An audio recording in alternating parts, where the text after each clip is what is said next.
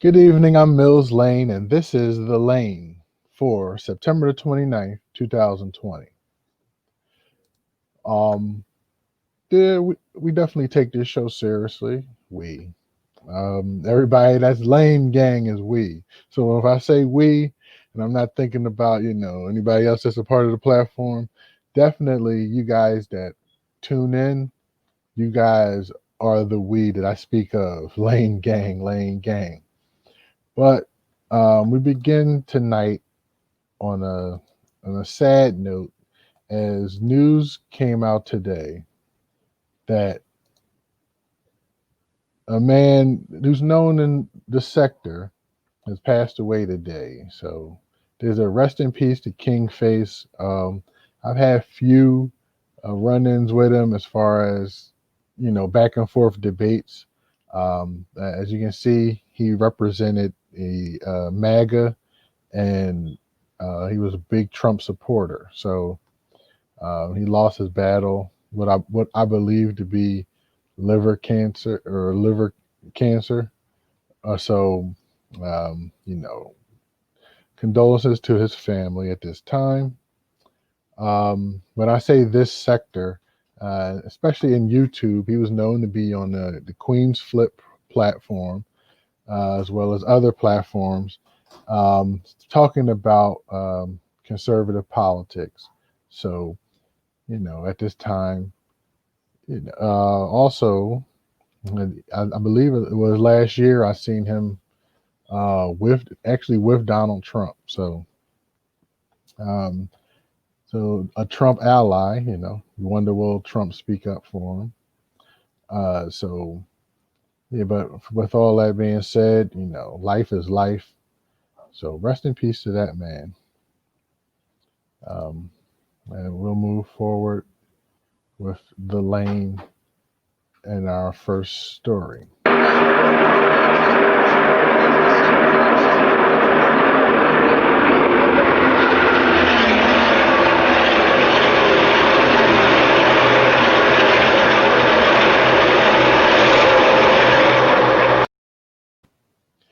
Yes, nothing like the thrill of a NASCAR track. Learning how to control that car as you go and make a left turn, and then you do some driving straight, and then you make another left turn, another left turn, and another left turn. But you get the point. But yeah, I actually enjoy it. It's a lot behind it. Teams, understanding everybody working together, and things of that nature. But at the same time, um, representation in the sport of NASCAR has been pretty much dominated by white males. Well, that's about to change because it's just been announced that Michael Jordan will try to field a team. Yes, that Michael Jordan. He's not crying, right? The crying meme guy. Joined by Denny Hamlin, the fella in the middle with the FedEx uniform. These two are already business partners as Hamlin, I believe, is sponsored by the Jumpman logo. You'll see it on his uniform. And the guy to the far end, that's Bubba Wallace. He's the NASCAR driver currently driving the Richard Petty Motorsports 43. Um, so if you paid attention to the news this year, you've heard a lot about Bubba Wallace. First, he pretty much spoke up with the George Floyd incident, and of course, we were at that time where kind of sports were kind of in the background, but NASCAR was starting to show up as one of the first sports to return during the pandemic. Um, Black Lives Matter got a hold of this guy. This is me talking off, or this is the lane going down the lane here. Black Lives Matter got a hold of this guy, and they started showing up. They sponsored the car, I believe, one week. The car was just black, Black Lives Matter on the car and things of that nature. And things were going okay, and then all of a sudden, somebody brought to his attention that a noose was in his garage stall, and a picture was taken, and an investigation was done. The FBI were called in, and after the investigation, they found that the noose was there for a year. Um, People got mad at him. They started calling him names like Bubba Smullet, acting like he made stories up, like allegedly Jesse Smollett doing in Chicago. So fast forward to Bubba now at the tracks. When he's announced, he's booed, and it's really tied into what's going on with especially our country is so polarized at the moment. I believe even the president's made some comments, which, for lack of better words, it was a picture of a noose. It was actually a noose. Nobody's denying that it was a noose, right? But it's kind of sad what's going on when we talk about things like that. So this is going to be definitely be something that I am interested in because it seems as though Michael Jordan has been wanting to own a NASCAR team for quite some time now. So I think that's a great thing, not only for Michael Jordan, but for minorities all over, because he should just set the tone as being somebody who's worth, you know, first of all, worth being an owner in sport. Being logistically, it probably takes a good $20 million to run a team per year. So with sponsorship, and Michael Jordan knows, he's not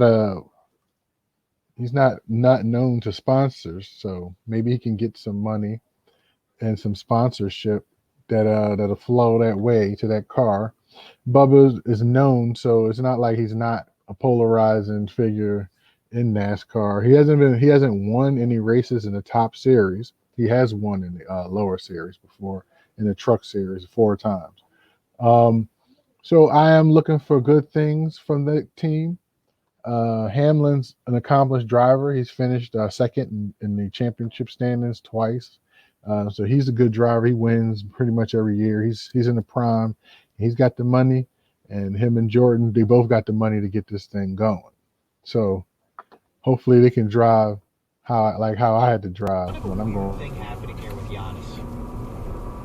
He's still putting up unbelievable numbers, and he's still an unstoppable force, but he's a little out of control, like anger-wise. You see the headbutt the other day? Yeah. He's had a couple of those kind of things. In the bubble? Yeah, he's had like 2 or 3 different situations where he either cheap shotted a guy or kind of got into a mini scuffle. Well, sometimes good things come to an end, like we talked about earlier. Uh, and nothing was more pressing last week than when we found out that Supreme Court Justice Ruth Bader Ginsburg passed away. And when things like that happen, we all we understand that people come, people go, and we're always sad to see this happen. But um, our our country, does things and sets precedents. So why would we expect anything different under the Trump administration? I don't know. The first thing is Donald Trump, President Donald Trump. He wasn't even president at the time, but um, back in 2016, February of 2016, Supreme Court Justice Antonin Scalia passed away, while President Obama was still the president of the United States. Um, and he just got backlash why as the Republican controlled Senate decided they would not ever have a hearing for Obama's pick for Supreme Court Justice Merrick Garland. So they just decided not to do it. They said, we're not going to do it. He's a lame duck president. He's still in office. If a war had to happen, you wouldn't say he's a lame duck president during a war, would you? but they decided not to go and confirm his nomination. They decided to wait until after the election. So we're talking a whole year we went with 8 Supreme Court justices before he finally, well, Trump was able to get the pick. So here we are in an election year where Donald Trump is not guaranteed to be the president of the United States in January. This is an election year. As a matter of fact, the election is like 34 days away. So with all that being said, you think it's right for him to be picking a Supreme Court justice? Of course not. But lo and behold, this guy gets to work fast when he knows it's painful for people to have to deal with, as Donald Trump has already picked um, a spokesperson, I should say, a nominee for the Supreme Court justice by the name of Amy Coney Barrett. Amy Coney Barrett. Okay. Um, I don't know much about her. I've been doing a little bit of history, a little bit of background, but I found out she got 7 kids. It's like I looked, I was like, wait a minute, look, she don't look like she pushed out 7 kids, and that's not right. And it's a joke.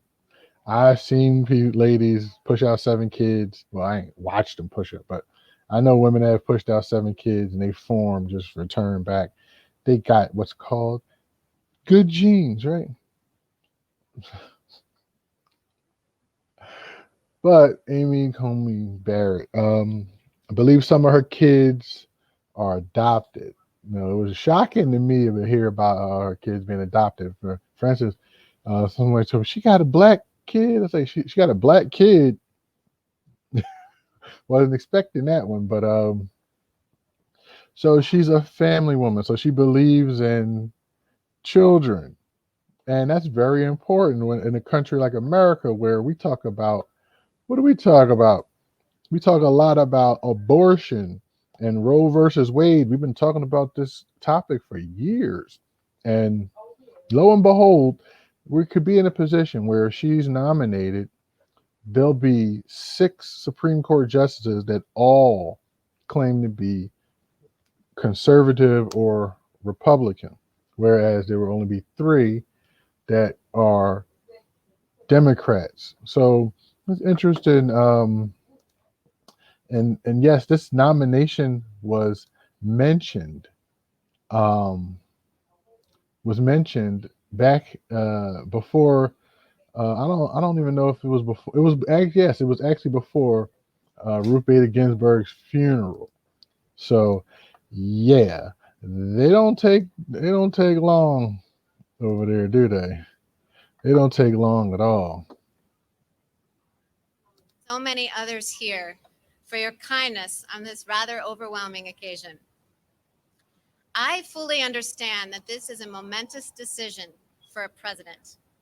And if the Senate does me the honor of confirming me, I pledge to discharge the responsibilities of this job to the very best of my ability.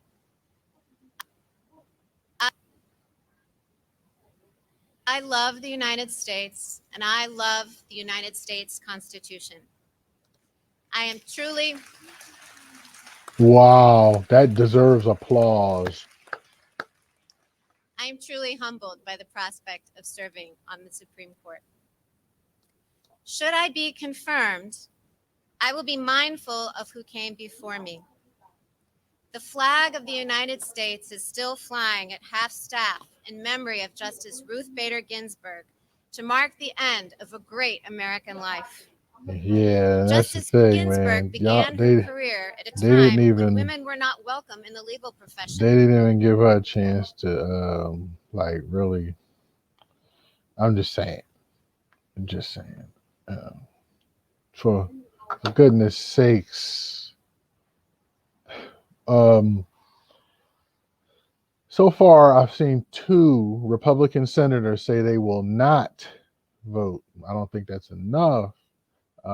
Mitt Romney has spoke up about voting, which is almost a 180 from when he first started.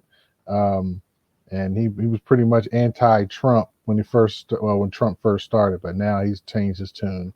Um, Lindsey Graham was on tape I believe in 2018, Senator Lindsey Graham saying that if it's an election year, even if it's a Republican, even if it's Trump during the election year, um, he would not confirm the Supreme Court justice. So, but he's been very quiet. But see, this is what happened when we say things and it's on recording. You know, you can just pull it up. I don't have it at this moment, but I just brought up. We know Mitch McConnell. He's definitely going to do whatever Trump wants. He's going to lock in step. Whatever's for the Republican. So it's a Republican nomination. So he's going to do all he can, like what he did with, I believe, with Kavanaugh, where they had a nuclear option because they didn't have enough votes to get the confirmation. So they just did it anyway. Okay. So that's what's going on with that. Like I said, she has 7 children, so it's not like, she doesn't have life experience. She's been a judge. There's just more I can say for Donald Trump as far as life experience. But we'll move on with the lane. Kind of a weird thing happening here with Giannis. He's still putting up unbelievable numbers and he's still an unstoppable force, but he's a little out of control, like anger-wise. You see the headbutt the other day? Yeah. He's had a couple of those kind of things. In the bubble? Yeah, he's had like 2 or 3 different situations where he either cheap shotted a guy or kind of got into a mini scuffle. Well, Giannis, you should have been being talked about right now, Giannis. MVP of the National Basketball Association 2 years in a row, Giannis Antetokounmpo. But you lost. And now we're at the NBA Finals because it's you guys know how much I love basketball, where the Miami Heat will take on the Los Angeles Lakers in the bubble for the right to be the 2020 NBA champion. The Heat, led by Jimmy Butler, face off against the LeBron James-led Lakers. It's a best-of-7 series. Usually each game's on TV. I'm not sure this year. It's different. Very different year this year, What's great about this finals is LeBron's going for history, of course. LeBron has been in, this is his 10th NBA Finals. He's won 3 years so far. So if he can win this year, he'll have 4 out of 10. Jimmy Butler, but this is his first NBA Finals. It's not the Miami Heat's first championship try. Miami Heat have been successful winning NBA championships with who? LeBron James 2 years, and also with Shaquille O'Neal and Dwayne Wade 1 season. 2 different styles of basketball are being played here. The LA Lakers are led not only by LeBron James, but also with Anthony Davis as the 2 stars of the team, along with some role players like Rajon Rondo, who won an NBA championship back with the Boston Celtics. So that would be interesting to win a championship with the Lakers and the Celtics. Kuzma and Caruso, a host of other players Dwight Howard, of course, that fill out the Los Angeles Lakers roster. Whereas the Miami Heat, I don't know too much about them. I just know about Jimmy Butler's being dominating. I've been watching some of the play of the other players. They also have role players like Andre Iguodala, who's also won NBA championships with the Golden State Warriors. So there's a lot of playoff experience. There's a lot of finals experience between the 2 teams. Interesting to see how this goes. On paper, the Lakers are the favorites, but the Heat have just been playing great basketball, and it's interesting that they are. I I am a Sixers fan, and last year we had Jimmy Butler on our team, but we were unable, you know, to keep him on the team for whatever reason. Oh yeah. So here's some highlights from this year. These two teams met. So that, it's nice to see now, but these are seriously two different teams right now. So I'm just hoping that it's a good finals. It's not in the hands of the referees and stuff like that. Your strategy versus my strategy, and hopefully, the right strategy wins. It's not a lot of, you know what I'm trying to say. I hope there's no NBA Mike Donaghy that's trying to shave points and causing issues. Wow, Caruso. So he does think he LeBron, don't he? Yeah. So I am definitely ready to watch. Doesn't bother me either way whether Jimmy Butler wins his first NBA championship or LeBron wins his fourth. It's the bubble. It's it's definitely nice that we did get some sports during this pandemic season, and that's the lane.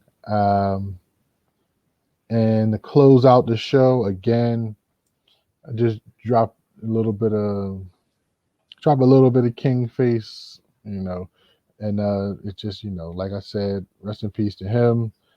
Thoughts and prayers with his family, condolences, and the key with life is as long as you're not forgotten, you're never gone. So from here at the lane, we salute.